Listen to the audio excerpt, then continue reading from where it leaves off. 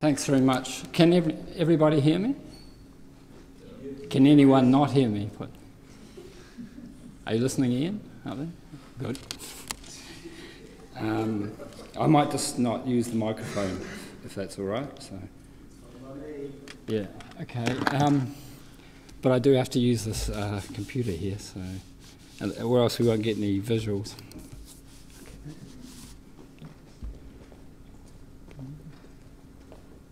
That's all right. Which one are we? I know that. Yeah. Okay. The rest might drop out. I don't know. You might have to look at it for the rest of the night. Cannabis has been around for a long time. I think everyone would agree that ever since people have been sniffing burning grass, they've been aware of the effects and the taste and the smell and everything of burning foliage. And if you take a picture like this, apart from the safety matches down the bottom there, that could be thousands of years ago.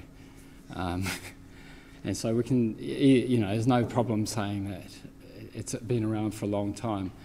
Archaeologists have found remnants that are about 10,000 years ago in terms of using cannabis as a fibre.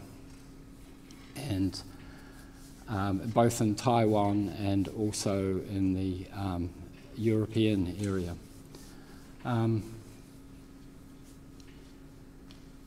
Now, it depends how much you think we've changed in that time, but probably the effects they were getting were very similar to the ones we get nowadays. So if he looks slightly Rasta-ish or something like that, maybe there's an archetype that goes right through history.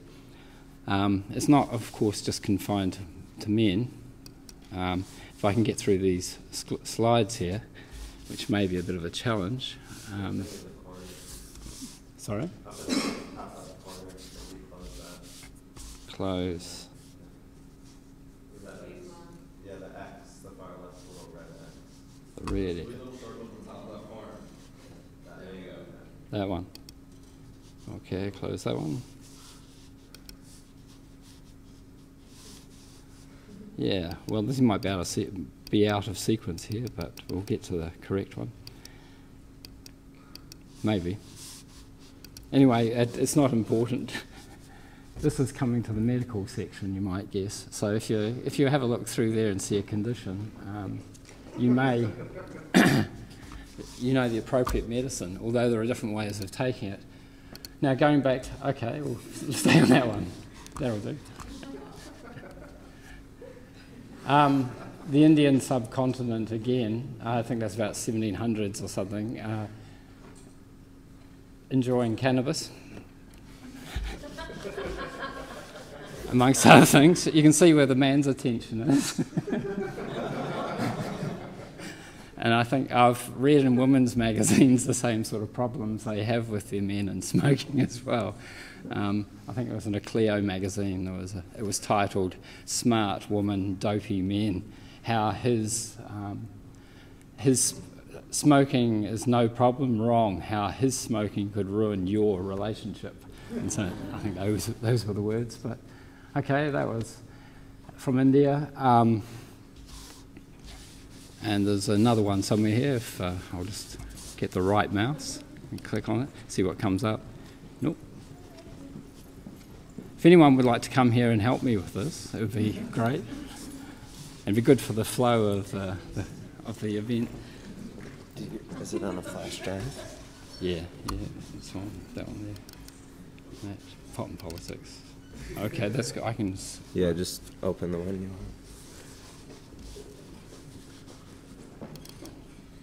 Okay, we'll just leave it on that one. That's in India, about 1700. After looking at that, we can turn to the Bible and go for references in there. If you start right at the beginning in Genesis, there's the all-round reference about how every seed-bearing herb is given for your use and for your food. But then it gets more explicit when you get into Exodus. Exodus 30,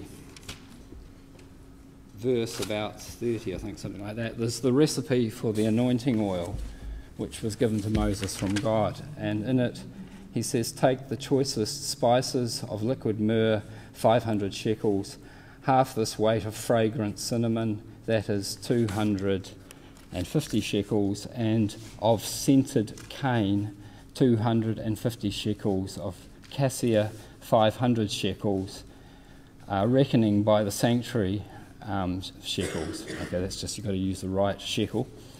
And 1 hin of olive oil. These are to be composed unto a holy chrism, such a blend as it says here perfumer, but the King James Bible says apothecist, and that's a much better word. It's like the chemist or the scientist who's putting it together. As the perfumer might make, it is to be a holy chrism. And then it goes on about a few other things about it. One of the things that the anointing oil is widely known for is for healing. And that, again, is, just like in the past, it worked, it works now. I mean, there are people here who have directly experienced cannabis as being applied in an ointment form in a medicinal way. Okay, now, if you go to the New Testament, it gets more interesting because Christ means the anointed one. So it takes you straight into that whole tradition of the anointing oil and that effect. So cannabis is central to the whole Christian story, providing you agree with that recipe. The recipe where it said fragrant cane, in Hebrew it's cannabosim, which is the plural of cannabis, which is very close to the Greek of the time, cannabis, which then turned into the Latin cannabis, and we still use cannabis in English. In fact, to go off on a slight tangent, as you'll have to bear with me, there will be a few of those, the word canvas is exactly the same as the word cannabis. It's just a variation coming from, I think, Dutch origins. So every time you hear about politicians canvassing their electorate, that's the ALCP, the Aotearoa Legalise Cannabis Party, and also the Greens, of course, in a more, what would you say, structured way or delicate fashion.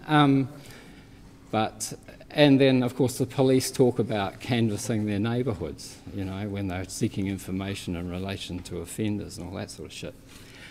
Okay.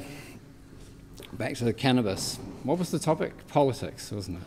And cannabis and history of it. And now, right through history, it's been clear that cannabis has been there. But what is also interesting is that there has been regulations controlling it, and also prohibitions in different ways. That Bible quote I read, later on it talks about that only the authorised people can put it together under pain of being outlawed.